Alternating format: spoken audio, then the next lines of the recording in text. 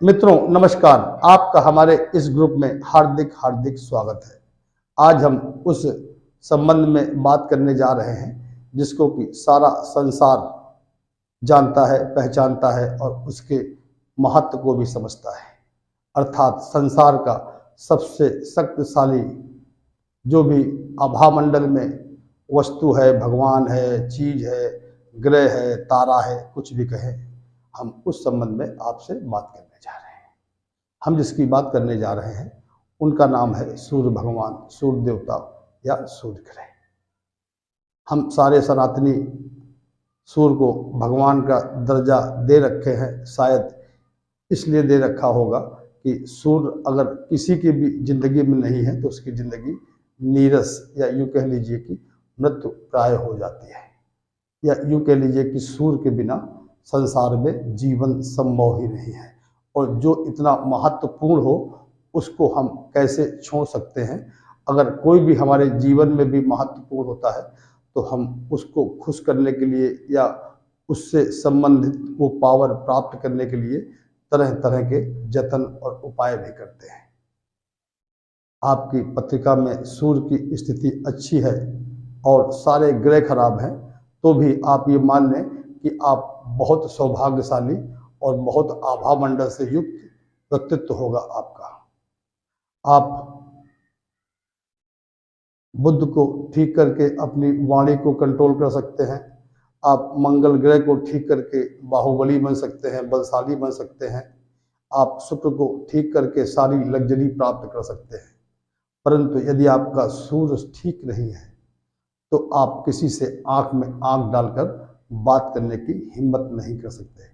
इतना तो आप समझते ही हैं कि अगर हम किसी से आंख में आंख डालकर बात करने की हिम्मत नहीं कर सकते हैं तो आप अंदाज लगा लीजिए कि आपकी क्या स्थिति होगी समाज में या परिवार में या कहीं भी।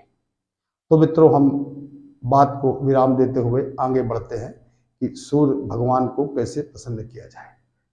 सूर्य जो भगवान है, सूर्य ग्रह हैं, उनकी जो भी प्रवृत्ति है वो बिल्कुल सात्विक है।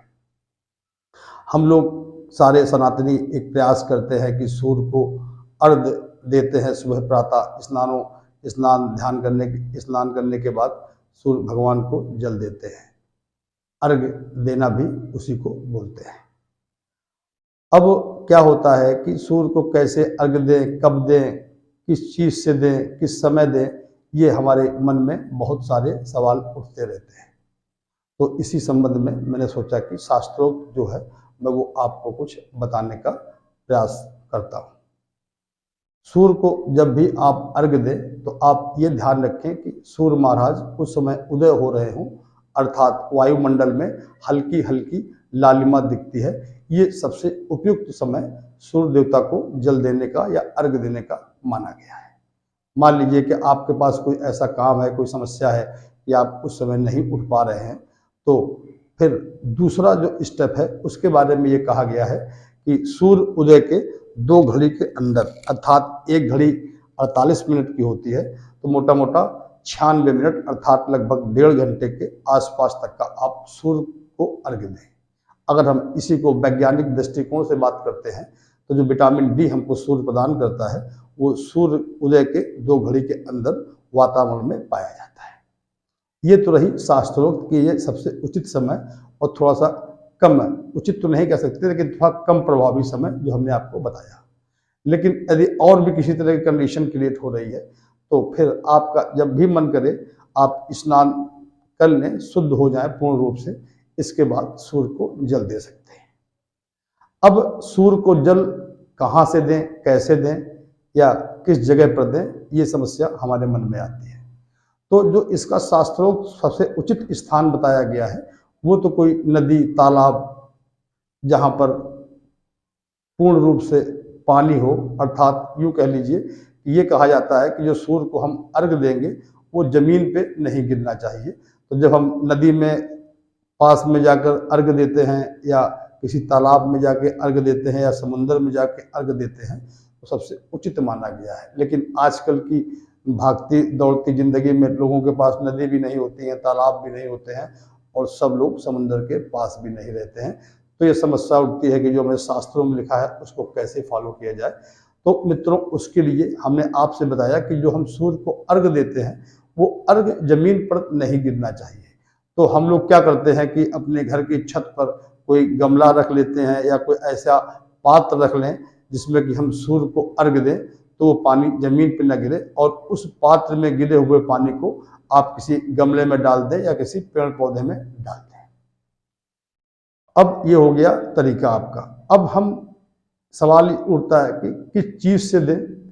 तो शास्त्रोक्त तो अपने यहाँ 3 तरह से देने का विधि बताई गई है, एक घी से, एक दूध से और एक जल से। लेकिन आपको ये पता है संसार में अनमोल चीजों की अगर हम बात करें तो सबसे अनमोल चीज कौन है, तो हमने अभी आपको बताया कि सबसे महत्वपूर्ण हमारे स्वयं सूर्य नारायण महाराज हैं, सूर्य देवता हैं, क्योंकि उनके बिना जीवन संभव ही नहीं है किसी प्रकार से।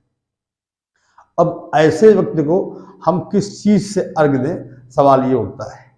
तो हम फिर बात करते हैं कि संसार में इसके बाद फिर दूसरी जीवन जीने के लिए, रहने के लिए, जिंदा रहने के लिए दूसरी सबसे महत्वपूर्ण चीज क्या है, तो वो चीज है जल, क्योंकि जल के बिना दुनिया में कुछ भी नहीं हो सकता। हमने घी और दूध कहा, आप बिना घी के या बिना दूध के रह सकते हैं, लेकिन जल के बिना नहीं रह सकते। हम ये कह सकते हैं कि संसार की अनमोल वस्तुओं में जल का सबसे पहला स्थान है। तो हम सूर्य भगवान को जल से अर्घ देने का ही प्रयास करें तो सबसे उचित होता है।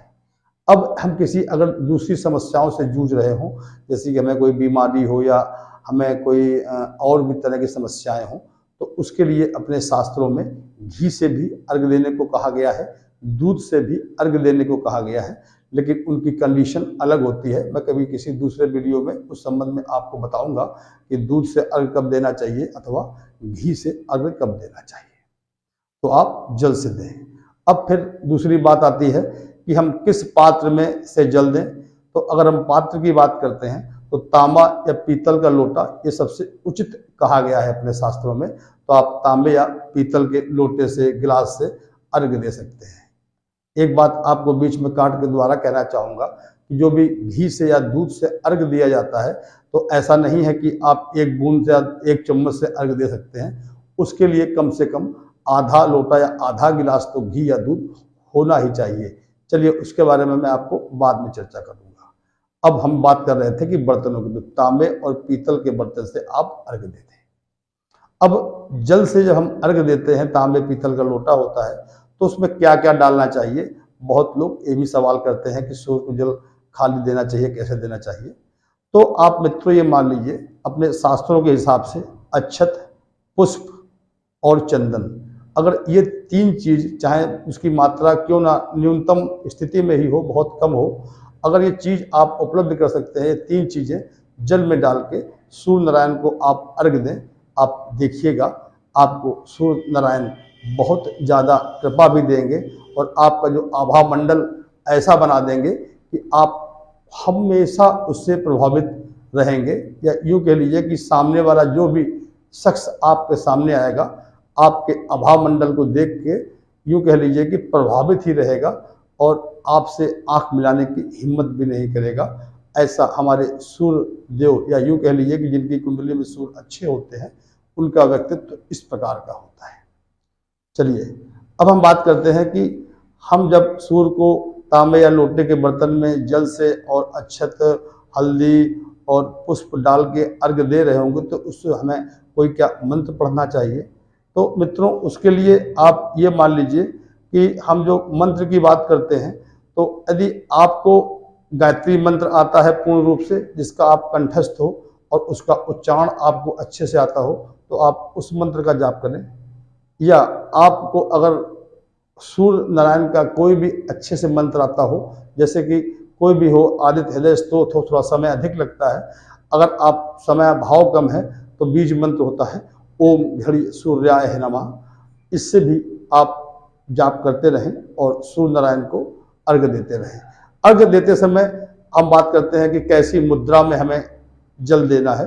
तो आप मुद्रा की बात करें तो हथेली ये होती है और हथेली को ऐसे आपको जल देना है, और जो ये अंगूठा है ये हमारी हथेली से चपकना ना चाहिए। ये मुद्रा होती है सूर्य नारायण को जल देने की।